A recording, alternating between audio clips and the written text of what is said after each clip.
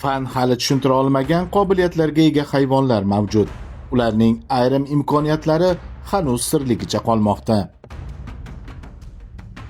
Aksolotl oyoq-qo'llarini, ichki a'zolarini, umurtqa pog'onasini, ko'zlarini va hatto miyasining ayrim qismlarini ham chandiqsiz qayta tiklay oladi. Fan hozirgacha uning regeneratsiya qobiliyatini takrorlay olmagan. Tardigrad ochiq kosmos vakuumida, qaynab turgan lava haroratida va yadroviy radiatsiya ta'sirida ham tirik qoladi. U 30 yilgacha suvsiz yashay oladi.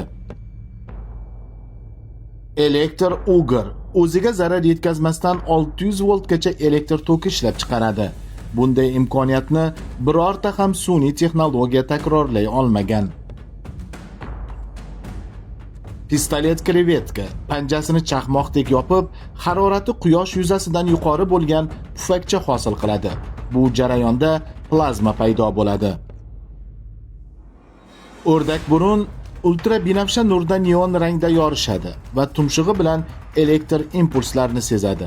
Olimlar evolyutsiyaga bu nima uchun kerak bo'lganini hanuz bilmaydi. 8 oyoq, 3 ta yurakka, 9 ta miyaga va shaklini o'zgartira oladigan yuqori intellektga ega. Uning aqli boshqa hayvonlardan alohida evolyutsiyalashgan. O'lmas meduza jarohatlanganda yoki qariganda qarish jarayonini orqaga qaytaradi. Bu hodisa biologik o'lmaslik deb ataladi. Bombardier qo'ng'iz tanasidan qaynab turgan kimyoviy suyuqlikni o'qday otadi. Shunga qaramay, u hech qachon o'zini kuydirmaydi.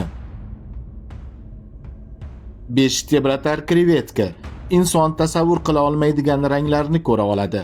Uning zarbasi o'qdan ham tez. Bargli dengiz ajdahosi suv o'tlari kabi harakatlanadi. Yirtqichlar uni atrof muhitdan ajrata olmaydi. Agar bu sahifani yo'qotishni istamasangiz, bizni har kuni ko'rish uchun hoziroq obuna bo'ling.